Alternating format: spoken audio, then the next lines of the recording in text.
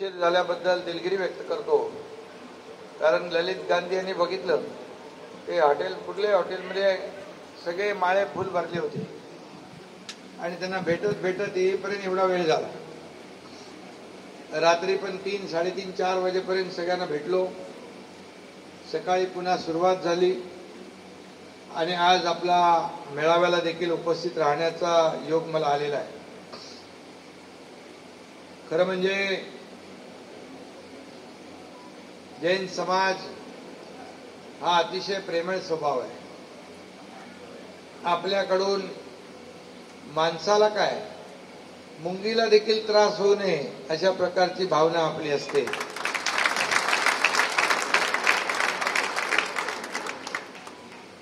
आणि एक अहिंसावादी हा जैन समाज संपूर्ण महाराष्ट्रात नाही देशभरामध्ये मोठ्या संख्येने आहे. अनेक आपले जे संत आहेत, आपले अनेक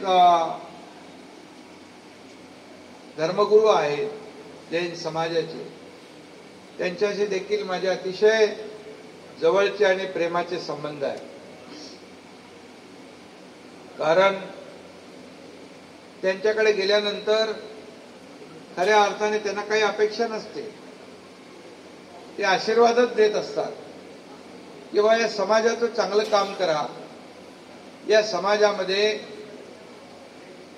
या शासनाच्या माध्यमातून सर्व समाजाला न्याय कसा मिळेल या दृष्टीने काम करा, अशा प्रकारचे आशीर्वाद त्यांच्याकडून मिळत असतात. आणि म्हणून मला आठवतंय ठाण्यामध्ये जिल्ह्यामध्ये आमच्या धर्मवीर आनंद दिघे साहेबांचं नाव आपण ऐकलं असेल. आमचे दिघे साहेब गुरुवर्य आणि बाळासाहेब देखील आमचे अगदी दैवत. आणि दिघे साहेब नेहमी सांगायचे हा एक जैन समाज जो आहे म्हणजे आपलं गुजरात, राजस्थान या राज्यातून आपला या महाराष्ट्रामध्ये आपण आलात, आपलं व्यापारी, आपला व्यवसाय, वेगवेगळ्या क्षेत्रामध्ये आपण बिझनेस करता आणि आपल्याला एकच आहे की सुरक्षेची भावना आपल्याला पाहिजे. दिघे साहेब नेहमी सांगायचे हे व्यापारी बांधव आहे, हे सगळे एक बिझनेस कम्युनिटी आहे, यांना शांतता पाहिजे आणि शांतता देण्याचं काम, सुरक्षा देण्याचं काम शिवसेनेने नेहमी केलेलं आहे. आणि ठाण्यामध्ये देखील आपण पाहतो की आपल्या कुठल्याही व्यापाऱ्याला किंबहुना आता तर महाराष्ट्रामध्ये आज आपली भूमिका माहीत आहे की आपलं प्रो डेव्हलपमेंट आहे, आपण प्रो पीपल आहोत, प्रो ऍक्टिव्ह गव्हर्नमेंट आपलं आहे, सकारात्मक सरकार आपलं आहे.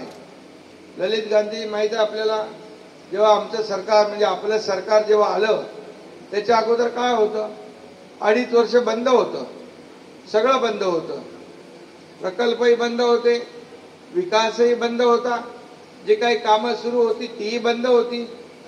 फक्त कोविड कोविड कोविड. आता कोविड करून कोणाचं पोट भरणार आहे का?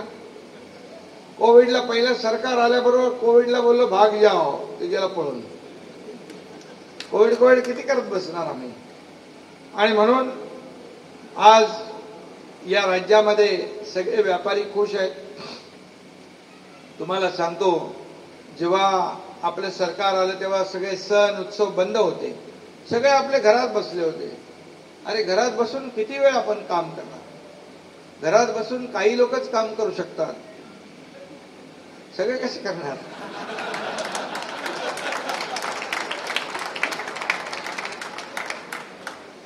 आणि फेसबुक लाईव्ह वरून पण काम नाही होत. फेस टू फेस आपल्याला जायला पाहिजे. आणि आम्ही ते केलं. सण उत्सवाच्या बंद्या सगळ्या उठून टाकल्या. पहिला गोविंदा आला, ते गोविंदामध्ये बोले सगळे आनंद घ्या. गणपती आले, नवरात्रोत्सव आला, दिवाळी आली, दसरा आला, सगळं सुरू केलं. बघा लोक बाहेर आल्यावर हॉटेलमध्ये जातात, जेवण करतात, दुकानात जातात, खरेदी करतात. अशा परिस्थितीमध्ये जेव्हा एक जे काय आपलं चलन आपण म्हणतो मार्केटमधलं एक जे काही व्यवसाय व्यापार आणि जे व्यवहार हे चालू राहिले पाहिजे. आणि मग सण उत्सव सुरू केल्यामुळे मोठ्या प्रमाणावर आर्थिक गणित जे आहे ठप्प झालं होतं त्याला एक बूस्ट मिळाला आणि एक सगळीकडे आनंदाचं वातावरण झालं. शेवटी घरात बसून माणूस जाणार कुठं? घरात बसून माणसाला कंटाळा येतो. शेवटी मोकळा श्वास घ्यायला पाहिजे, बाहेर फिरलं पाहिजे आणि ते आम्ही पहिलं केलं. त्यामुळे खूप मोठ्या प्रमाणावर या महाराष्ट्रामध्ये एक वेगळं वातावरण तयार झालं. मग बंद पडलेले प्रकल्प आम्ही सुरू केले आणि मग मेट्रो असेल, अनेक हायवे असतील, ऍक्सेस कंट्रोल रोड असतील, बंद पाडलेले प्रकल्प जे आहेत, बंद पाडलेले बोलतोय मी, पडलेले नाही, बंद पाडलेले, तर हे सगळे सुरू केले. शेवटी बघा, तुम्हाला काय पाहिजे? डेव्हलपमेंट. तुम्हाला काय राशन भरून पाहिजे का? नको. तुम्ही तर देणारे लक्ष्मीपुत्र आहात सगळे. तुम्हाला पाहिजे सुरक्षा, तुम्हाला पाहिजे शांती, तुम्हाला पाहिजे डेव्हलपमेंट, या सगळ्या गोष्टी पाहिजे. आणि म्हणून आम्ही त्या सुरू केल्या. ललित गांधीजींना माहित आहे एवढी युनिफाईड डीसीपीआर आम्ही केला. रिअल इस्टेटमध्ये माणसं अगदी आत्महत्या करायच्या मोडमध्ये गेले होते. बरोबर? त्यांना पाहिजे होता ऑक्सिजन. आता ऑक्सिजन दिला नाही तर माणूस व्हेंटिलेटरवर जातो. मग व्हेंटिलेटरवर गेल्यानंतर फार क्वचित परत येतो. आणि म्हणून आम्ही लगेच व्हेंटिलेटर लागू दिला नाही, लगेच ऑक्सिजन देऊन टाकलं. आणि स्टॅम्प ड्युटी आणि प्रीमियम मध्ये आम्ही 50% सवलत दिली. लोक घर खरेदी करू लागले. कोविड मध्ये पण खूप मोठ्या प्रमाणावर खरेदी विक्री घरांची झाली. आमची एकच अट होती, तुम्हाला आम्ही सवलत देतो, घर घेणाऱ्याला तुम्ही स्टॅम्प ड्युटी पूर्ण माफ करा. आणि रिअल इस्टेटने डेव्हलपरने पण ते मान्य केलं. 50% दिलं पण 100% त्यांनी कस्टमरला दिलं. त्यामुळे एंड युजर जो आहे तो खुश झाला. आणि म्हणून आम्ही त्यावेळेस मोठ्या प्रमाणावर, त्यावेळेस मला खूप लोक बोलायची, अरे एकनाथ शिंदे काय हे करतायत, त्यांचं काय लागेबांधे आहे, ते काय डेव्हलपर आहेत का? मी काय डेव्हलपर पण नाही, माझं कोणाशी पार्टनरशिप पण नाही. बाकी लोकांची, खूप लोकांची आहे पार्टनरशिप, माझी नाही आहे, त्यांना माहिती आहे. मी आपला साधा माणूस आहे आणि मला काही मोह माया नाही. मला एकच सेवा करण्याची इच्छा माझी असते, सगळ्यांना सेवा. आणि म्हणून 24/7 हे माझं काम आहे. ऍक्सेसिबिलिटी आणि सिम्प्लिसिटी इज माय आयडेंटिटी. आणि बाकी मी काय करतो. आणि म्हणून त्यावेळेस मी बघितलं, रिअल इस्टेट जी आहे ही real estate second largest employment provider ॲग्रिकल्चरच्या नंतर, आफ्टर ॲग्रिकल्चर हे सेकंड लार्जेस्ट आहे नोकऱ्या देणारं. कारण त्याच्यावर डिपेंड ज्या इतर छोट्या मोठ्या इंडस्ट्री आहेत त्या खूप मोठ्या प्रमाणावर आहेत. त्याच्यावर व्यापारी डिपेंड आहेत, त्याच्यावर छोटे मोठे इंडस्ट्री डिपेंड आहेत. आणि म्हणून ही रिअल इस्टेट आम्ही वाचवली. त्याच्यामध्ये कोण आहे? तुम्हीच लोक जास्ती आहे, बरोबर की नाही? आणि व्यापारी जे आहेत, शेवटी व्यापारी वाचला पाहिजे. व्यापारी वाचला खरं म्हणजे एक व्यापारी 10, 20, 100, 200, 500 लोकांना रोजगार देतो. आणि मग का नाही त्याला आपण मदत करायची? ते म्हणायचे नाही नाही, हे रिअल इस्टेटवाले व्यापारी बिझनेसमन खूप पैसे कमवले.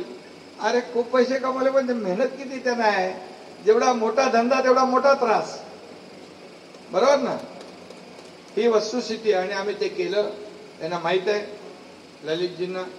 आणि युनिफाईड डीसीपीआर जेव्हा केला तर हा एकनाथ शिंदे पहिला मंत्री होता की एमसीएच्या क्रेडाई, नरेडको, तुमच्या सगळ्या लोकांना आम्ही बोलवलं, प्रमुख लोकांना, आणि आमच्या अधिकाऱ्यांना त्यांच्याबरोबर बसवलं. नियम करताना ते कागदावर राहता कामा नये, त्याची अंमलबजावणी झाली पाहिजे, हा उद्देश माझा होता. आणि म्हणून ते आम्ही केलं. आज या राज्यामध्ये खूप मोठ्या प्रमाणावर प्रकल्प सुरू आहेत. एक सगळीकडे आपलं राज्य 8 लाख कोटीचे प्रकल्प आपल्या राज्यात सुरू आहे. देशात नंबर 1 महाराष्ट्र आहे. देश नंबर 1. परदेशी गुंतवणूक जी आहे, FDI जी आहे, फॉरेन डायरेक्ट इन्व्हेस्टमेंट, ही नंबर 1 ला आहे. आपण ते सांगतो 2.5 वर्षात जे सरकार होतं महाविकास आघाडी, तेव्हा आपण 3 नंबरला गेलो होतो. मग आपलं सरकार आल्यानंतर परत 1 नंबरला आपण आलो. कारण इंडस्ट्री यायची. आता इंडस्ट्री, मी गेल्या वर्षी गेलो होतो दावोसमध्ये वर्ल्ड इकॉनॉमिक फोरम मध्ये, तर तिकडे आपण 1,37,000 कोटीचे MOU साईन केले. 1,37,000 कोटी ते इंडस्ट्री MOU साईन झाले. 80% एक्झिक्युशन सुरू झालं. या वर्षी आम्ही गेलो 3,73,000 कोटीचे MOU साईन केले. 3,73,000. 1,00,000 कोटीची आम्हाला कमिटमेंट दिली, ते इकडे येऊन त्यांनी साईन केले. म्हणजे त्यांनी विश्वास दाखवला. आता आपलं राज्य जे आहे इंडस्ट्री फ्रेंडली आहे. आपलं राज्यामध्ये लोक येत आहेत आणि म्हणून मोठ्या प्रमाणात एम्प्लॉयमेंट जनरेट होईल. आम्ही आता आल्यानंतर सांगतो तुम्हाला काय पाहिजे. तुम्ही डायरेक्ट, तुम्हाला अडचण आली, व्यापाऱ्यांना, इंडस्ट्री जे टाकणार आहेत त्यांना, उद्योजकांना काय पाहिजे, तुम्हाला सबसिडी पाहिजे, तुम्हाला सवलती पाहिजे, सिंगल विंडो क्लिअरन्स पाहिजे, काय पाहिजे आम्हाला सांगा. आम्ही तुम्हाला रेड कार्पेट देतो. पण यापूर्वी तुम्हाला काय पाहिजे हे विचारल्यानंतर आम्हाला काय देणार हे विचारल्यावर तो चूप पळून जायचा. वेदांत त्यामुळेच गेला. वेदांताला माहित नव्हतं सरकार बदलने वाला है. त्याला वाटलं यही सरकार रहेगा और हमको कुछ काम करने को मिलेगा नहीं, सहयोग मिलेगा नहीं. त्यामुळे तो गेला निघून. मी मोदी साहेबांना स्वतः फोन केला होता त्यावेळेस. बोले वेदांत गया. बोले, मला बोले शिंदे जी, कोई भी बिजनेसमैन, कोई भी कंपनी ऐसा 1-2 महीने में यहाँ से वहां नहीं जाता है. उसको पूरा प्रिपरेशन करना पड़ता है. जब उसको पता चला कि ये सरकार, ये इंडस्ट्री को बढ़ावा देने वाला पॉजिटिव सरकार नहीं है, तो चले गया है. अभी आपका सरकार तो 2 ही महीना हो की, तेव्हा आपलं 2च महिने झालं होतं. 2च महिने झाले होते सरकारला. 2 महिन्यात कसं काय कोणी विचार करू शकतो. त्याला सगळं 6 महिने, वर्षभर त्याला तयारी करावी लागते. परंतु काय, कोणामुळे गेला. अरे 2च महिने झाले सरकारला. तुम्ही लगेच सांगणार वेदांता गेला, तो अमका गेला, तो तमका गेला. अरे तुम्ही त्याच्याकडे पैसे मागितले म्हणून गेला. आम्ही मागत नाही म्हणून आता यायला लागले. आम्ही सांगतो या राज्याचं डेव्हलपमेंट झालं पाहिजे. म्हणून मोदी साहेब आपले जे आहेत ते एवढे पॉझिटिव्ह आहे की आपल्या राज्याचा प्रस्ताव, एकही प्रस्ताव त्याला कट लावत नाही. पूर्णच्या पूर्ण मंजूर करून देतात, पाठवून देतात पूर्ण. त्यामुळे आता कोल्हापूरची जी पंचगंगा आहे, ती पंचगंगाचं पोल्युशन कमी करायचं आपल्याला. त्याच्यासाठी आम्ही DPR बनवला आहे. पोल्युशन, त्याचबरोबर पंचगंगेचा फ्लड कंट्रोल करायचं आहे. त्यासाठी 3,200 कोटीचा DPR आपण बनवला आहे. वर्ल्ड बँकेकडून आपण लोन घेतोय. हे कोण अगोदर करू शकले असते, परंतु त्यांची इच्छाशक्ती नव्हती म्हणून आम्ही ते केलं. आता करणार आहोत. आणि म्हणून आज तुम्हाला मी सांगतो की एक समृद्धी हायवे असेल, ऍक्सेस कंट्रोल रोड असतील, शेवटी कनेक्टिव्हिटी महत्वाची आहे. कनेक्टिव्हिटी महत्वाची आहे. आणि म्हणून मोदी साहेबांनी जे 10 वर्षामध्ये केलं ते काँग्रेस सरकारने 50-60 वर्षात केलं का. एअरपोर्ट डबल झाले, rail connectivity, air connectivity, water connectivity, road connectivity. बघा 12 किलोमीटर मागच्या महाविकास आघाडीमध्ये पर डे रोड होत होते. आता किती होतात. 38 किलोमीटर. पहिले 12 किलोमीटर होत होते, आता 38 kilometre, 38 kilometre road per day होतात मोदीजींच्या काळात.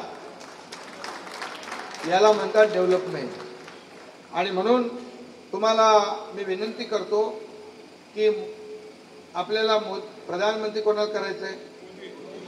फिर एक बार, अब की बार, और फिर एक बार मोदी सरकार. मोदी सरकार क्यों चाहिए, मोदी जी का पाहिजे. अरे एक दिवस पण सुट्टी नाही घेतली त्यांनी 10 वर्षामध्ये. त्यांच्या आईचं दुःखद निधन झाल्यानंतर, सगळं झाल्यानंतर ताबडतोब कामाला लागले. असा प्रधानमंत्री कुठं भेटेल? 2014 पूर्वी दंगल, बॉम्बस्फोट, घोटाळे, भ्रष्टाचार सगळं होत होतं. 2014 नंतर एक तर बॉम्बस्फोट झाला, एक पण बॉम्बस्फोट करायची हिम्मत कोणी केली नाही. Because of only Modi.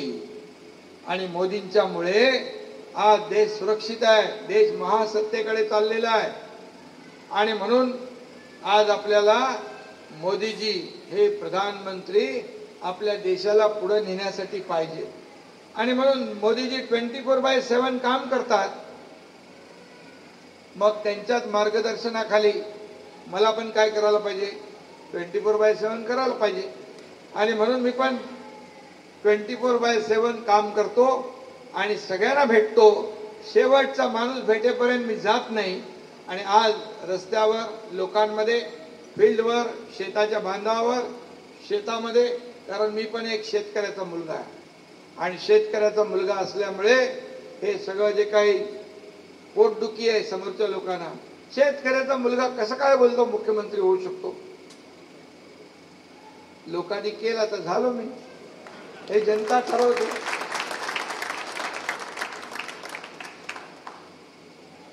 पण ते हजम करत नाही. ऍक्च्युअल माणसाने परिस्थिती मान्य केली पाहिजे. आणि म्हणून मी सगळ्या समाजाला सोबत घेऊन काम करतोय. आपल्या समाजाला देखील जे जे काही आपल्याला मदत करायची आहे, सहकार्य करायचं ते नक्की करणार. तुम्ही तर व्यापारी आहात, सर्व बिझनेस कम्युनिटी आहे. तुम्हाला एकच सांगतो, तुम्हाला कुठल्याही परिस्थितीचा त्रास झाला, तुम्हाला कोणी फोन केला, ललितजी तुमचे सगळे सहकारी आहेत, डायरेक्ट मुख्यमंत्र्याला बोला. 1 मिनिटामध्ये जो कोणी आपल्याला त्रास देईल त्याच्यावर कठोर ऍक्शन घेतल्याशिवाय हा एकनाथ शिंदे शांत बसणार नाही. आणि म्हणून आणि त्याचबरोबर तुम्हाला तुमचं प्रोटेक्शन, शेवटी हे राज्य कायदा सुव्यवस्था राखण्याचं काम आपलं आहे. आणि म्हणून आम्ही खूप अलर्ट आहोत. कुठल्याही कोणी कोणाला त्रास देण्याचा प्रयत्न केला तर त्याचा बंदोबस्त आम्ही करतो बरोबर. त्याचा कार्यक्रम पण नीट करायला लागतो आपल्याला. कार्यक्रम म्हणजे आपला कायद्याने, कायद्या करेक्ट कार्यक्रम. त्यामुळे आपल्याला शेवटी बघा, आम्हाला जनता प्रिय आहे. महाराष्ट्रातले 12.5 कोटी लोक आम्हाला महत्वाचे आहे. म्हणून आम्ही आरोग्यामध्ये खूप काम केलं, शिक्षणामध्ये. आता 5 लाखापर्यंत उपचार महाराष्ट्रामध्ये फ्री करून टाकलेत. सगळ्यांना, 12.5 कोटी लोकांना सगळ्यांना त्याचा फायदा होणार. आयुष्मान भारत जसं मोदी साहेबांनी केलं तसं आपण 5 लाखापर्यंत फ्री उपचार करण्याचा निर्णय आपण घेतला. खूप निर्णय घेतले, ते शेतकरी, कामगार, महिला, युवा सगळ्यांसाठी घेतले. तुम्हाला एवढं सांगतो, तुमचं जे जैन विकास महामंडळ करायचं आहे, जैन विकास महामंडळ हे तुम्हाला केलं, मी करून देईन. आणि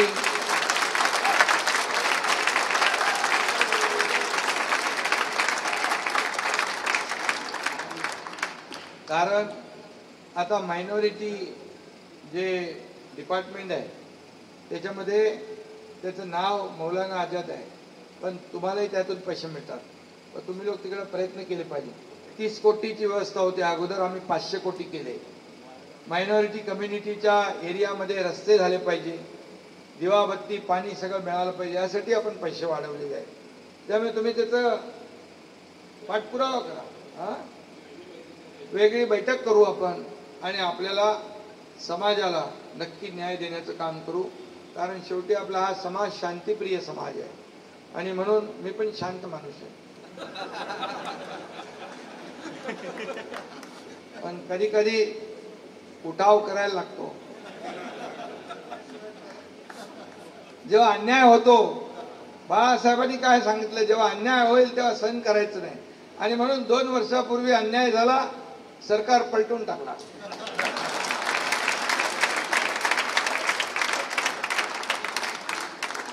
त्यामुळे बघा, सरकारमध्ये बदल झाल्यावर लोक खुश झाले. व्यापारी लोक किती मला भेटले, अरे शिंदे साहेब खूप चांगला काम केला तुम्ही, आमचा वनवास संपवला. नाही तर रोज लॉकडाऊन, रोज दुकान बंद, रोज दुकान बंद. आता दुकान बंद आम्ही कधी करतच नाही, चालू ओपन.